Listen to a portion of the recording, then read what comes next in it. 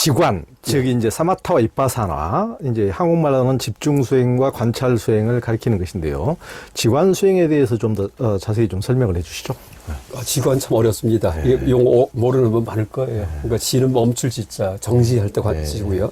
관은 볼 관자, 관찰할 때 관자입니다. 그러니까 정지해서 관찰하는 건데 사실은 이게 별다른 말이 아니고 그냥 정지하면은 이제 마음을 멈추는 거예요. 그러니까 우리말로 곰곰이 하는 겁니다.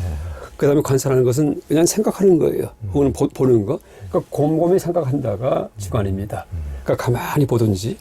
그래서 우리가 그 갑자기 앞에서 벌레 한 마리가 기어갈 때도요, 가만히 봅니다. 이게 지관입니다. 어떤 벌레인가? 다리가 몇 개인가 볼 때. 그래서 이게 지관이 불교 수행 방법인데, 그러니까 지관을 합해갖고 한마디 단어로 뭐라 부르냐 하면은 선이라고 합니다. 선이요.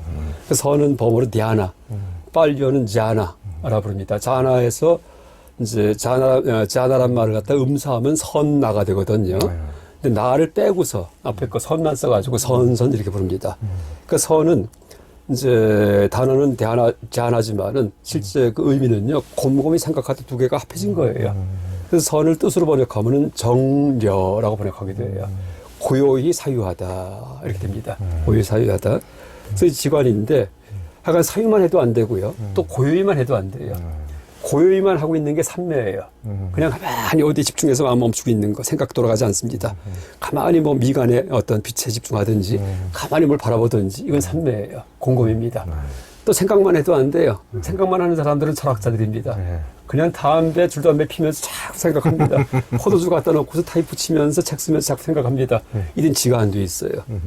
그러니까 반드시 곰곰이가 수반된 생각이 여지되고 또 생각에 들어간 곰곰이가 됩니다. 그래서 이제 이게 이제 지관인데 이걸 그 쫑까파 스님께서 이 보리도 찾아오면서 어떻게 비유하냐 하면은 벽에 그림이 그려져 있는데 벽화. 근데 횃불 들고 와서 벽화를 볼 때 이 바람이 불면은요, 횃불이 막 출렁출렁 흘러가니까 흔들리니까 벽화가 잘 안 보인답니다. 그러니까 바람이 잦아 들어가고서 가만히 불이 탈 때 그때 뚜렷이 보이듯이 그렇게 이제 지관 수행을 얘기합니다. 그러니까 바람이 불지 않고 횃불이 가만히 타오를 때가 바로 지혜예요. 근데 벽화가 뚜렷이 드러나는 게 관입니다. 그래서 이제 이 지관은 항상 함께 합니다. 그러니까 곰곰이가 생각과 따로 있을 수가 없고 생각이 곰곰이와 별도로 놀 수도 없고 불교 수행에서 이게 항상 함께 해야지만이 그때 이제 올바른 그런 지혜가 열린다는 얘기를 합니다. 또 다른 비유를 든다면은요, 그 항아리에 물이 담겨 있는데 이제 물이 그러니까 가만히 놔두면은요 잔잔해지면서 하늘에 떠 있는 달의 모양이 그대로 비칩니다. 이게 가만히 놔둬갖고 물이 잔잔해지는 게 지고요, 멈추는 거. 그 다음에 달이 비치는 게 관이에요. 그래서 우리 마음도 이제 꼭 불교 수행만이 아니고 뭘 있는 그대로 이제 보기 위해서는요, 곰곰이 생각해 주세요. 가만히 봐야 되고요. 그래서 이제 불교 수행도 그 이제 바로 이 지관이 불교 수행 방법이고 그걸 한마디로 선이라고 얘기하는데 지관의 목표가 뭐냐 하면은 정해 쌍수입니다. 정해입니다. 그러니까 지는 멈추는 건데 결과는 삼매가 얻어져요. 관은 보는 건데 결과는 지혜가 얻어집니다. 그러니까 정해는 목표고 결과고 지관은 방법이다. 이렇게 얘기할 수 있겠습니다. 그래서 지하관은 이제 항상 함께 간다. 그리고 별다른 수행이 아니고 그러니까 세속에서 우리가 공부할 때 곰곰이 생각하는 게 불교 전문 용어로 지관이다. 이렇게 얘기할 수 있고 그 이제 다만 그 세속에서 곰곰이 생각할 때 그 이 대상 소재는 뭐 수학 문제든지 아니면 어떤 그 자연과학적인 어떤 대상이든지 이런 것들이 이게 소재가 되는데 불교에서 곰곰이 생각할 때 소재는 나는 누구인가, 죽음이 뭔가, 왜 죽는가 같은 종교적 철학적 의문 이런 것들이 이제 그 소재가 됩니다. 그래서 이제 그 소재만 다를 뿐이지 방법론은 똑같다. 그래서 제가 항상 이 불교 이전까지의 수행법은 그 삼매를 닦든지 가만히 멈춰가지고서 마음을 아니면 호흡을 특이하게 해가지고서 마음이 어떤 경지에 올라가게 합니다. 이제 그 아니면 고행을 하든지 하는 테크닉을 썼는데 이 불교에서 이제 부처님께서 최초로 가장 건전한 수행을 하셨다. 가장 상식적인 수행을 하셨다. 이렇게 얘기할 수 있겠습니다. 뭐 하나 더 얘기한다면은요, 이 불교 수행, 불교가 특이한 게 수행 방법이 뭐냐면은요, 있는 그대로 보려고 곰곰이 생각하는 거예요. 수행 결과가 뭐냐면은요, 있는 그대로 본 겁니다. 수행 방법도 있는 그대로 보는 거고, 수행 결과도 있는 그대로 보인 거예요. 그래서 이 방법과 목표가 똑같습니다. 이게 이제 불교입니다. 그래서 그러고 나면은 모든 고통이 사라집니다. 왜? 연기 공을 알기 때문에, 아, 실체가 없구나 하고 알게 되기 때문에, 실체가 있다는 착각 속에서 분노하고 탐욕했던 거, 이런 것들이 잦아들면서 이제 마음이 편해진다. 이렇게 보면 되겠습니다. 그러니까 있는 실상을 있는 그대로 제대로 보려면은 천천히 잘 봐야 되는데. 그렇죠. 우리가 이제 그런 그 거친 마음의 상태에서 마음이 요동치는 상태에서는 이제 잘 볼 수가 없고 뭐 분노에 차 있다든가 마음이 헐떡인다든가 완전히 미쳐서 지금 광분하고 있다든가 두려움에 휩싸여 있다든가 그런 상태에서는 제대로 이제 상황을 직시할 수가 없고 그러니까 뭐 앙굴리 나마가 미쳐서 날뛸 때는 부처님한테 계속 꺼라 그럼 뭐 부처님은 나는 이미 서 있는 지 오랜데 이제 네가 멈추지 않는 것은 너구나 그렇게 했듯이 그렇죠. 그렇게 자기가 막 지금 앙굴리나마처럼 KTX를 타고 달려가고 있으면은 이제 가만히 있는데도 부처님 가만히 있는데도 사물이 거꾸로 도망치는 것처럼 이제 보이듯이 그런데 KTX 내려가지고 이렇게 봐야 있는 실상이 이게 제대로 근데 뭐 우리가 이제 지관도 얘기하지만은 가만히 멈추는 것은 잘 보기 위한 것인데 그러니까 멈추기만 하고 제대로 보지를 못한다? 그러면은 안 되기 때문에 잘 지를 했으면은 또 관을 해야 되고, 또, 멈추면서 집중해서 이제 정해졌으면은 해가 이제 발휘되도록, 이런 식으로, 잘 관찰을 해야 되고, 이런 것이 이제 지관 수행을 예를 들어가면서 우리 김 교수님께서 잘 설명해 주셨습니다. 이제 불교는 깨달음의 종교라고 하는데, 과연 무엇을 깨닫는 것입니까? 뭐 우리말로 깨달음 했지만은 법으로 보리 이렇게 합니다. 근데 이제 전에도 말씀드렸지만은 보리의 의미가 동아시아 불교하고 그러니까 우리나라하고 티벳이 다릅니다. 그러니까 보리심이라고 할 때 우리나라는 깨닫는 거 지적인 깨달음을 얘기하고요. 이 티벳 불교는 이제 자비심을 얘기하는데 그 깨닫는다고 할 때 일단 그 지적인 측면에서 얘기한다면은요. 이제 우리가 왜 수행을 하냐 하면은 그 의문이 있기 때문이에요. 그러니까 종교적 철학적 의문이 있기 때문에 그걸 풀기 위해서 수행을 합니다. 다리 꼬고 앉을 때. 그러니까 내가 누군지 아니면 세상이 뭔지 죽음은 어떻게 되는지 아마 가장 큰 동기가 죽음일 겁니다. 그래서 왜 태어났는지 뭐 세상이 왜 존재하는지 도대체 모르겠습니다. 그래서 이제 그 수행을 시작하는데 나중에 그 알고 나니까는 뭐냐면은요. 그렇게 그 의문으로 삼았던 것들 이게 전체가 다 원래 있는 게 아니에요. 다 허구의 의문이고 내가 생각했던 모든 세상이 다 우르르 무너집니다. 그래서 이제 불교의 깨달음은 이 초기 불교에서는 열반이라고 얘기를 했는데 그걸 사성제에서는 멸성제라고 얘기를 합니다.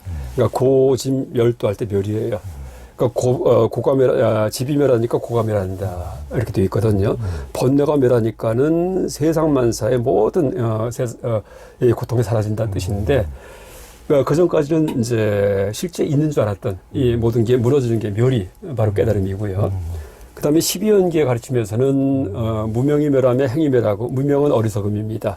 어리석음이 멸하니까는 행이 멸하고 행이 멸하며 식이 멸하고 해서 나중에 12가지의 그런 생명체의 생존을 이루는 구성 요소들 시간적인 이게 다 무너집니다. 그게 다 있는 줄 알았는데 그러니까 12연기도 그렇고 사정도 그렇고 그런 통찰의 목표는 멸을 체득하는 겁니다. 깨달음이. 또 반야경 계통에서는 공이라고 얘기를 합니다. 없다고. 모든 게 공하다는 거. 또 나중에 서원가에서는 본래 무일물 이렇게 얘기를 했답니다. 이렇게. 근데 표현은 다 다르지만은요. 공통점은 없는 거예요. 그 전까지 확고하게 있다고 생각했던 게 하나도 없구나 하는 걸 이제 아는 게 지적인 측면에서의 깨달음이다라고 얘기할 수 있겠습니다. 그래서 그렇게 이 모든 게 없다 보면은요, 뭘 나를 향해 잡아 끌 것도 없고 배석할 것도 없기 때문에 나도 없고 대상도 없기 때문에 그래서 감성적인 이 어떤 여러 가지 번뇌도 다 함께 사라집니다. 이게 이제 끝에 가서 그 인지도 다 없어지고 감성도 없어지는 게 다시 말해 아란이다 이렇게 얘기할 수 있겠습니다. 근데 이제 이런 깨달음은 그 소승적 깨달음이에요. 깨달음. 이제 뭐 지적인 깨달음도 되고 감성의 정화도 되겠지만은 근데 TBS에서 얘기할 때는 이제 그 정도 갖고 안 되고 나중에 성불까지 해야지만 깨달음이다라고 얘기를 합니다. 그래서 이제 성불하기 위해서는 이 보살도를 닦아서 계속 윤회하면서 남을 돕고 사는 그래서 복덕을 축적을 해가지고 부처님의 복덕을 갖추어 갖고 그러니까 많은 중생을 교화할 수 있게끔 그렇게 힘을 지니는 것 여기까지 보충돼야지만이 완벽한 깨달음이다라고 그렇게 얘기를 합니다. 그래서 깨달음이라고 할 때 이제 선에서 얘기하는 깨달음, 그 다음에 아란의 깨달음, 그 다음에 그 대승에서 깨달음이 조금 다릅니다. 근데 공통점은 그러니까 지적인 관점에서, 지적인 측면에서 모든 게 무너지는 것이 이제 그 최고의 목표다 하는 것은 공통적입니다. 근데 거기에 이 보살도의 복덕이 들어가느냐 아닌가에 따라 갖고 아라한과 이제 이 부처가 갈라집니다. 그다음에 선일 경우에는 이제 전에도 한번 말씀드렸지만은 선승이 보통 오도성을 읊었고 돌아가셨을 때 이분이 그럼 어떤 깨달음을 얻으셨을까 했을 때 여기에는 그 아라한도 있고 뭐 부처도 있다. 제가 이제 항상 얘기했습니다. 또 보살도 있고요. 그래서 왜냐하면은 이제 틀림없이 선에서는 깨달았다고 하는 분인데 돌아가실 때 그 내 생에 내가 어디 태어나겠다 하고 발언하는 분들은요. 이분들은 보살입니다. 왜? 열반하지 않기 때문에. 그다음 내 생에 어디 태어나겠다 이런 말씀도 안 하세요. 그러면서 크게 유명하지도 않고 큰 제자를 둔 것도 아닙니다. 이러면 아란이에요. 왜? 복이 없기 때문에. 근데 이제 오도성을 푸셨는데 굉장히 유명하시고 많은 제자를 거느리고 후대 영향이 커요. 이러면 부처입니다.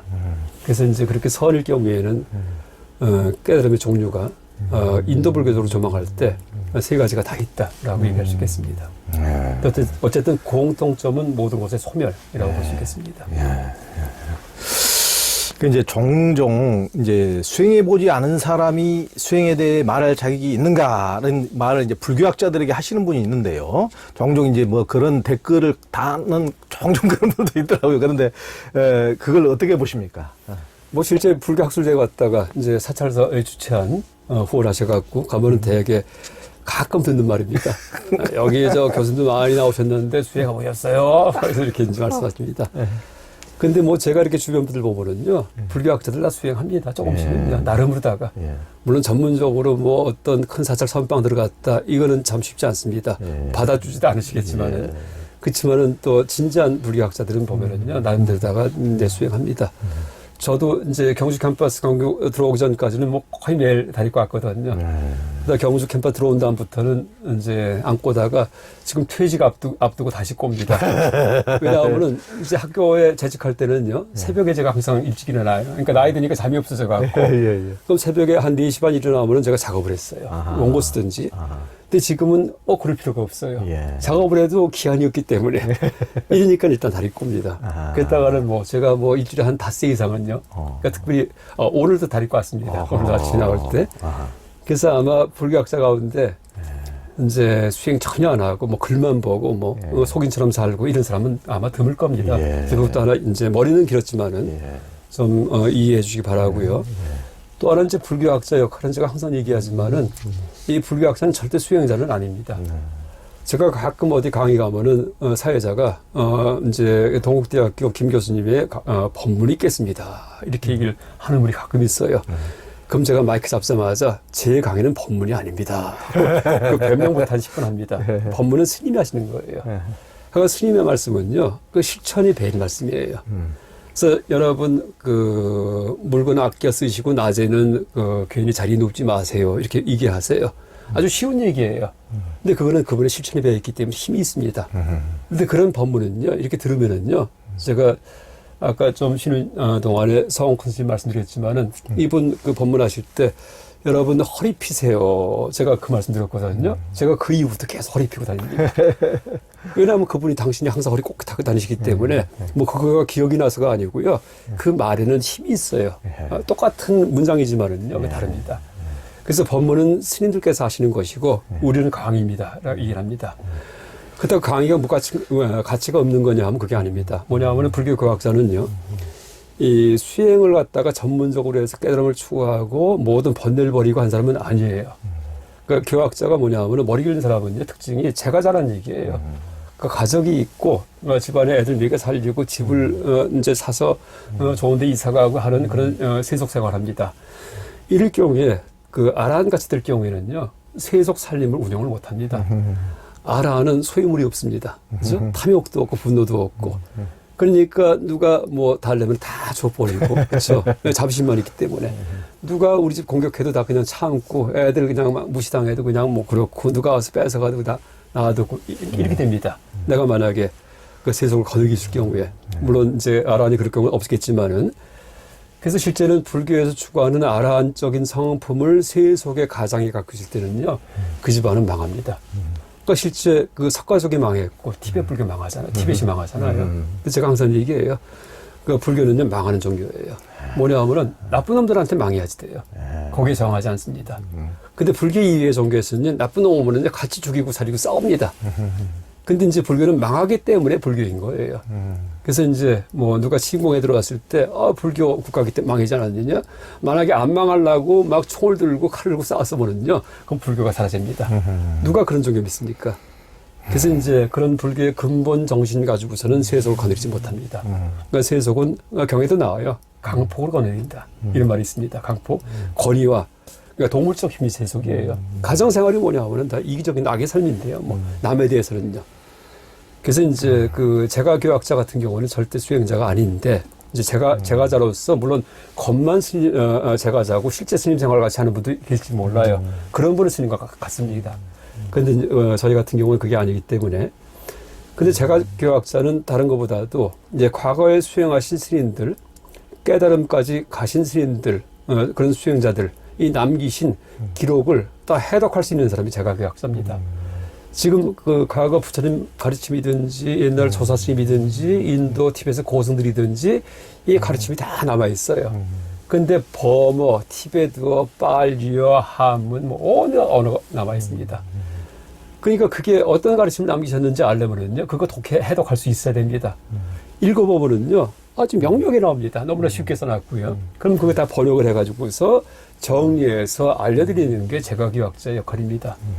그래서 비유한다면은 이제 어디 여행을 갈 때 그 다짜고짜 여행 목적지를 정한 다음에 그냥 떠나면은요 그 목적지에 도달 못합니다. 뭐 세계에서 가장 높은 산이 어디인가?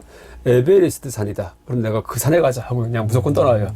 그럼 동으로 갈지 북으로 갈지 서로 갈지 모르기 때문에 그냥 가다가 높은 산만 나면 올라가는데 올라가 보니까는 아니에요. 계룡산이에요.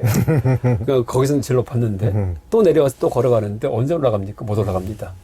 근데 이제 쉽게 그 에베레스트 산에 가려면은 가는 방법이 적혀 있는 지도가 있으면 됩니다.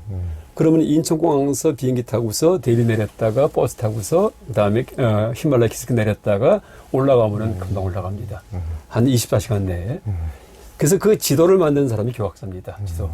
그 대신 이제 그 온갖 여러 가지 불전, 고전, 언어 이런 것들을 아주 애써서 익혔기 때문에 그런 그 깨달음으로 가는 지도에 대해서는요 아주 정확히 그릴 수 있고 깨달음이 무엇인지에 대해서 이것도 정확히 얘기할 수 있습니다. 그렇지만 아직 길은 떠나지 않은 사람이다. 뭐 떠났긴 했지만은 아직은 멀은 한참 멀은 그런 사람이다라고 얘기할 수 있겠습니다. 그래서 이제 제가교학자 역할은 이 수행하는 분들을 위한 그런 이 깨달음의 지도를 제작하는 아주 장인이다라고 얘기하는 게 가장 옳을 것 같습니다.